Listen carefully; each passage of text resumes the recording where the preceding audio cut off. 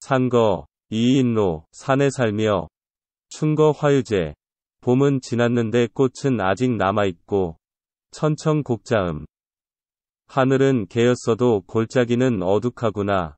두견 제백주, 두견새 한낮에도 구슬피 우니, 시각복거심, 비로소 깨달았소. 내가 깊은 산에 사는 거를, 감상일 오세주. 이 시의 작가 이일로는 어려서 부모를 잃었다. 그리하여 그는 절에서 스님에게 키워졌다.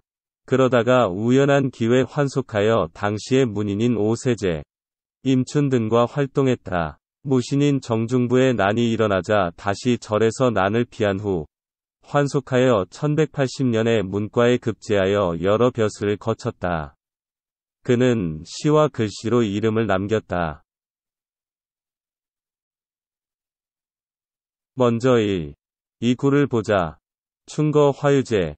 봄은 지났는데 꽃은 아직 남아있고, 천천곡자음. 하늘은 개였어도 골짜기는 어둑하다. 춘거에서 미루어 볼 때, 시간적 배경은 늦봄이거나 초여름이다. 마찬가지로, 곡에서 미루어 볼 때, 공간적 배경은 산이다. 여기에 처음 등장하는 사물은 꽃이다. 꽃은 계절과 아주 밀접히 관련되어 존재한다. 봄꽃은 봄에 피고, 여름꽃은 여름에 피는 것이다. 봄꽃이 가을에 피는 일은 거의 없거나 있어도 정상은 아니다. 아마도 곧 죽어버릴 것이다. 1구에서 춘거와 화유제의 연결에 전절이 이루어지고 있다. 즉, 봄은 갔는데, 봄에 피어야 할 봄꽃이 오히려 아직도 남아있다는 것이다. 결국 일반적 예상이나 상식과는 다르다는 뜻일 것이다. 작가의 이 표현이 기쁨의 표현일지 불만의 표현일지는 이 시 전체의 문맥에서 밝혀질 것이다. 이 구에서는 공간적 배경이 더욱 구체적으로 묘사된다. 즉, 하늘은 맑게 개이고 골짜기에는 그늘이 진다는 것이다. 이 구의 연결도 전절의 관계로 이루어져 있다. 하늘이 맑게 개었는데 오히려 골짜기에는 그늘이 진다는 것이다.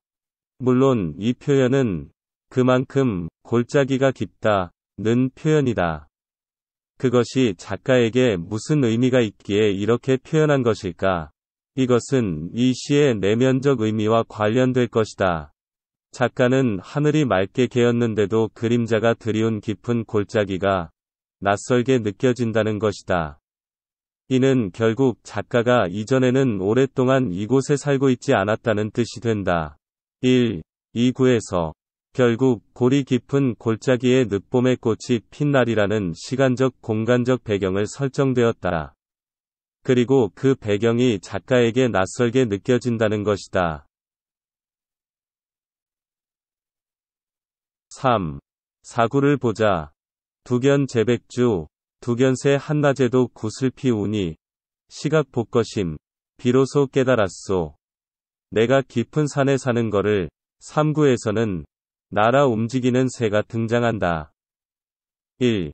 이 구에서 조성된 시간과 공간에서 봄이 지났는데도 피어있는 꽃과 하늘이 맑은데도 그늘진 골짜기를 낯설어 하는 작가에게 결정적으로 두견의 울음소리가 들려온 것이다.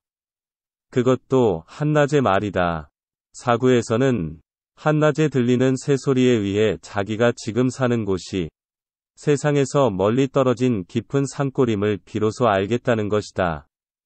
3구와 4구의 의미적 연결은 3구는 4구의 원인이 되는 구절이다. 곧 한낮에 우는 두견새 소리로 내가 세상과 떨어진 깊은 산속에 산다는 것을 알았다는 것이다. 즉, 두견새 소리로 인하여 좀 생소하게 느껴지는 일, 이 구의 현상을 느끼게 되었다는 것이다. 작가는 이제야 실존의 자신을 분명히 인식하게 되었다. 그것은 왜 그럴까? 깊은 산숲 속에서는 두견새의 소리는 늘 들을 수 있지만 도시나 시골 고을에서는 봄이나 가을의 이동 시에만 두견의 소리를 들을 수 있다는 현상적 생물학적 사실과 망한 고국 총나라에 다시 돌아갈 수 없는 총나라 충신의 넋이 두겨새로 되었다는 전설에서 유래한 문학적 의미로서 만국의 한이나 사랑을 잃은 사람의 심정을 표시한 내포적 의미로 인한 것이다. 다시 말하면 한낮에 우는 두견새 소리는 자기가 집착하는 곳에서 밀려난 자신의 불우한 처지를 환기하는 효과가 있었던 것이다.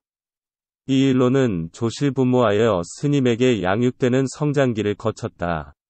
그러나 어떠한 인연으로 세상살이를 하게 되었고 세상에 나온 그는 문자를 이미 알고 있는 상태다. 이러한 그의 세상살이는 마땅히 그 당시 지식인의 목표인 과거 시험을 보고 싶어 했을 것이다. 그러나 정중부의 난이 일어나 이러한 목표는 좌절되고 다시 산속에 숨어 사는 신세가 되고 만 것이다. 이 좌절된 꿈을 확인시키는 역할을 한 것이 바로 두견새 소리였던 것이다. 자신의 현실은 세상에서 도망온 지식인이었던 것이다. 1, 2, 3, 4구를 종합하자 산속 생활이란 지루하다. 특히 세상살이를 경험한 사람에게 산속 생활이란 정말 단순하고 지리한지도 모른다. 특히 세상적인 욕심과 목표를 가진 사람에게는 지옥과 같을지도 모른다. 매일 하는 일이란 것이 봉우리와 봉우리를 오가고 사방 푸른 나무와 풀, 몇 날이 지나도 사람 만나기 어려운 단순하고 지루한 생활이다. 이러한 한적한 생황에서 늦게 핀 꽃에도 관심이 가고 골짜기의 그늘에도 마음이 쓰이는 것이다. 이런 일상이 반복되면 때로는 자신이 왜 이러한 곳에 와 있는지도 모를 일이다. 이때 어디선가 들려오는 두견새 소리는 갑자기 잊어버린 지난 세상살이를 떠올리는 것이다. 그리고 그것은 좌절된 뼈아픈 자신의 처지였던 것이다.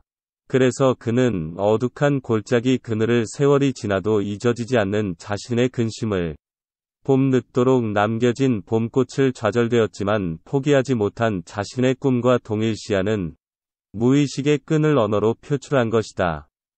그는 마지막 구절에서 그 자신이 세상과 너무나 먼 깊은 산골에 와 있다고 표현한다.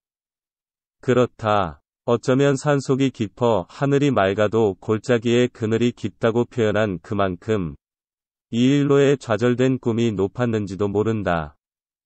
이처럼 이 시는 현실 참여가 좌절된 지식인의 내면 의식이 자연을 소재로 표현된 시라고 볼 수 있다. 이러한 경향은 시대적 상황이 반영된 그 시대 지식인의 대표적 정서이다.